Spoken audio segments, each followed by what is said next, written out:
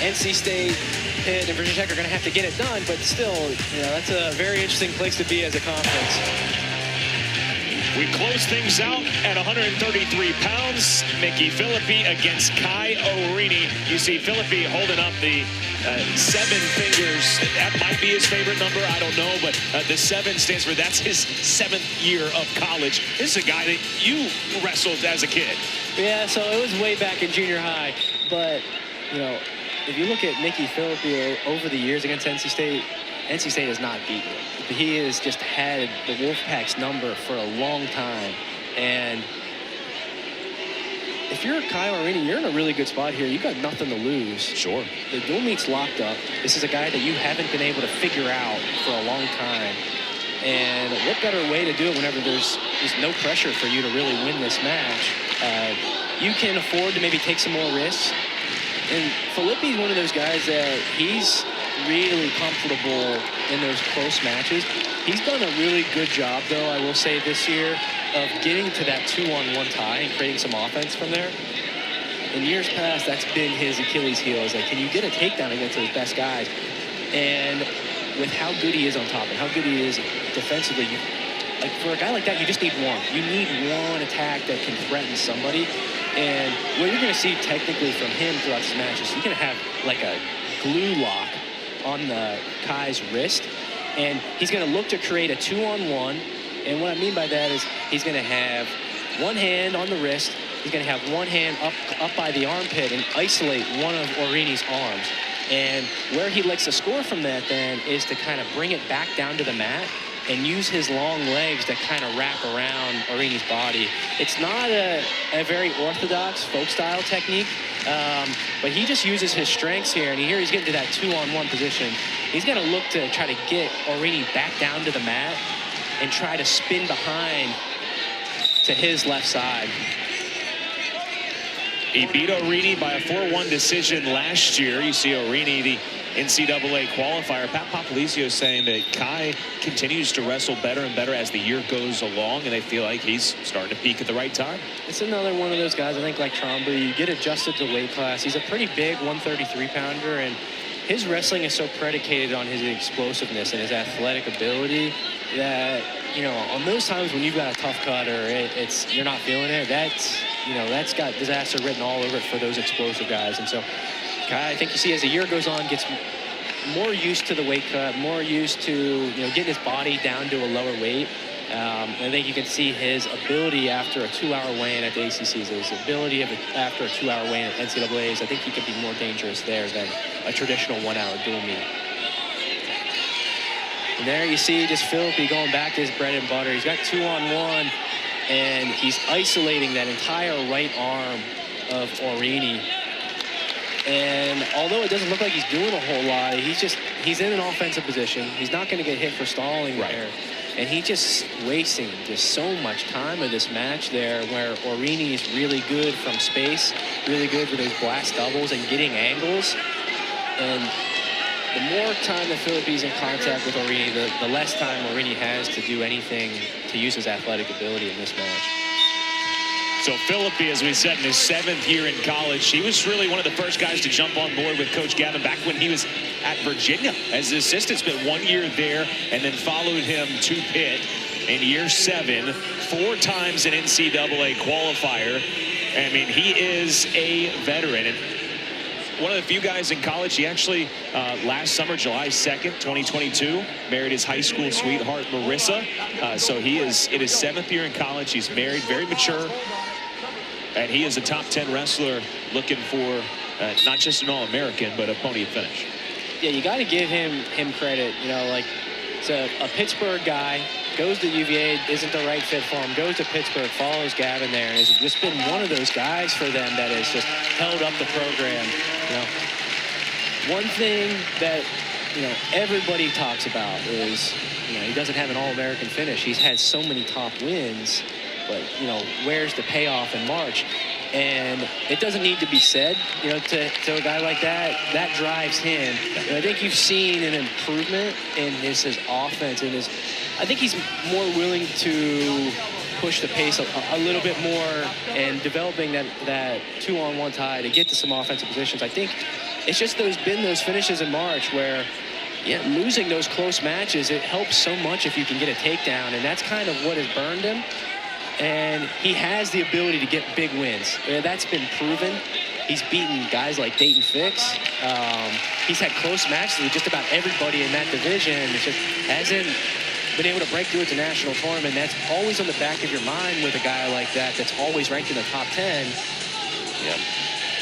That takedown, finding the takedown against those elite guys, that's got to be the difference for him. He's got to find a way to control the pace of the match from neutral. He's got to find a way to get himself on top with a lead where he doesn't have to worry about, you know, frantically searching for one. He's made the blood round 3 times. Hoping for that breakthrough this year.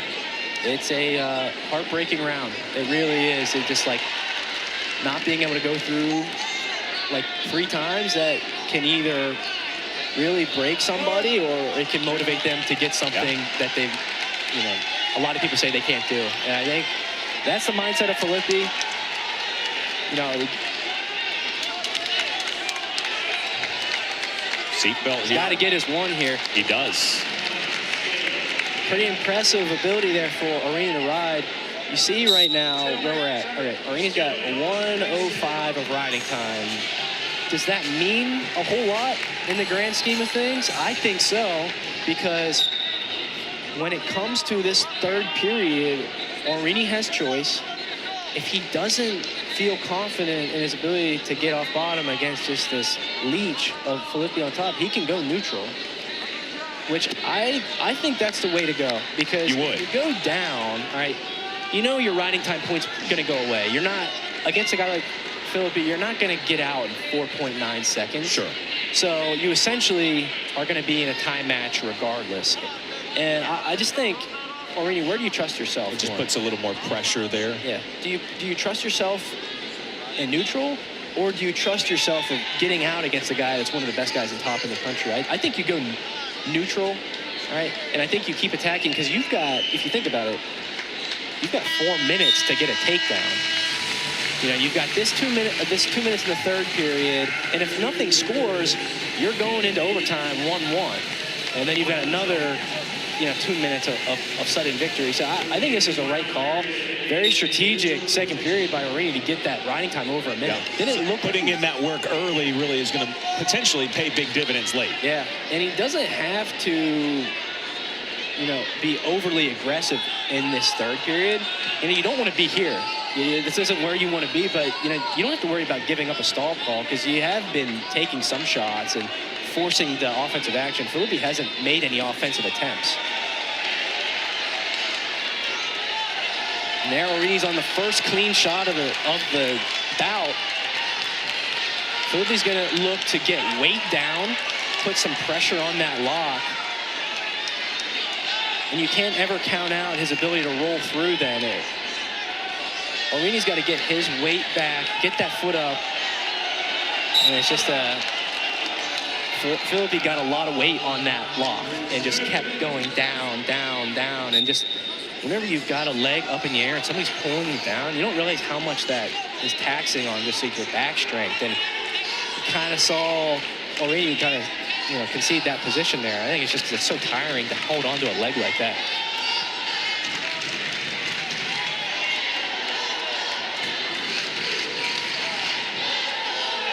Fends off a little shot there. Again, the ride time, and you see it, 1:04. That's everything right now. Yep.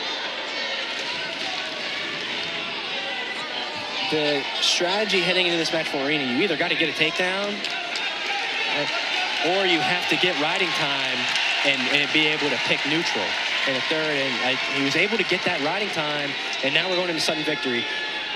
Now, where that comes into play, if there's nothing that happens in this last 20 seconds,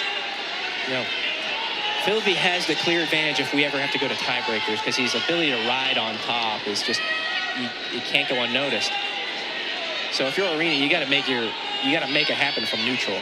Phillippi with 4 seconds left, and a sprawl from Orine will prevent the score. So I was talking about earlier, when Phillippi gets to that 2-on-1 position, he has the ability to, control it, kind of put you to sleep there a little bit, and then quickly attack legs. And that's what he's been doing these last kind of minute. He's changed the momentum around. So we've got a 2-minute sudden victory. First point scored wins. Phillippi's been, just kind of very stingy. Orine's got on that one shot, but other than that, he hasn't been all that close to scoring.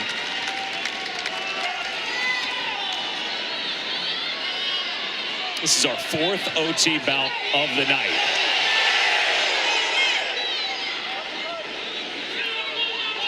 Phillippi, impressive righty single. Like I said, I think he feels that, I need to find ways to score from my feet, and he has taken some really good attacks in this match. Not a lot of people talk about that. He does have a good righty single. I think it's sometimes just about forcing yourself to open up and do it. And the pressure of an overtime match, I think, has kind of really put some pressure on him to do that. And Orine and Phillippi, just, man, their flexibility is so good. And there you see both of them have had leg up in the air, and both of them have been able to get out of bounds. I don't want to speak too soon. Phillippi's still in, but the flexibility of Orine, just an audible gasp from this crowd here.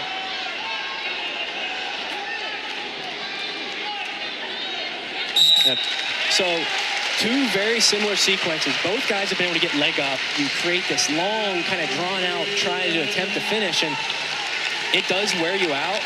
Phillippi looks like he's got some good gas in the tank. So I'm not too worried about that, but it's still, you're holding on to a guy's leg with all of his weight down on that lock for over 30 seconds. It's tough. You start to get frustrated, why am I not finishing these shots? I do this all the time in practice. There he takes another straight-on shot and just is finding the ability to get to the legs. What are you looking for here in this position? Well, if Orine can stay in this position, stay with both legs kind of around the head, he's in a good spot. But Phillippi's doing a great job of isolating one leg and putting him in some danger. That's what you have to do. You have to isolate one leg and then try to get the other leg over top of his head. And he's in a really good spot here to finish. Orine's just saved by the bell. He made a really good adjustment to isolate one leg with 2 hands, pop the knee up over your head so you're not in that split the middle position. So we go to the tiebreakers. Orine has showed the ability to get over a minute of riding time in regulation. The intensity and the pressure is heightened now, but he's got to get this ride out. I don't think you can rely on your ability to get off bottom against Phillippi in a 30-second ride out. No stall calls on either guy, so you can give up a stall call here on top. Really good first half of that overtime period. 16 seconds left. Hasn't used one of his stall warnings yet. So you get 1 stall warning and then it's a point. I think what you're going to see here is Orine ride a little bit, and then drop down to a leg to give him some time to give up that stall warning. Yeah. 16 seconds. Phillippi to his feet pretty quickly here. 10 seconds. Looking for a mat Orine, return. just stay on your feet. Stay on your feet. And he does ride out Phillippi. Now that is huge. It's huge, and Orine has the ability to pick neutral now. So the score is tied, all right, but Orine's got that 30 seconds of riding time, so there's no point in going bottom because then you risk not getting out. Right? Orine has no stall calls. He can just dance around on his feet and just avoid getting taken down. He's going to win this match. But Phillippi, just a dog on a bone, just keeps tacking those legs. There's the stall warning. There's the stall warning. So that'll make for a very interesting last 14 seconds. If Orine gets hits for stalling, he's going to lose. Any point scored here by Phillippi will win him the match. All right? But if it remains tied, Orine holds the advantage in riding time. 5 seconds left. Orine does moves it. Forward, and he upsets 6th-ranked Micky Phillippi. Orine just patient and cracks the Phillippi code. Doesn't give up those takedowns. That's going to be one thing for Phillippi. Moving forward, he's got to find a way to get those takedowns. You can't leave it to those tiebreaker situations all the time, but an impressive performance by NC State. Just kind of dismantles this Pitt lineup. What an exclamation point for Kai Orine, the upset victory, and NC State wins it big 23-9. Quite a performance for the Bats. The 7-3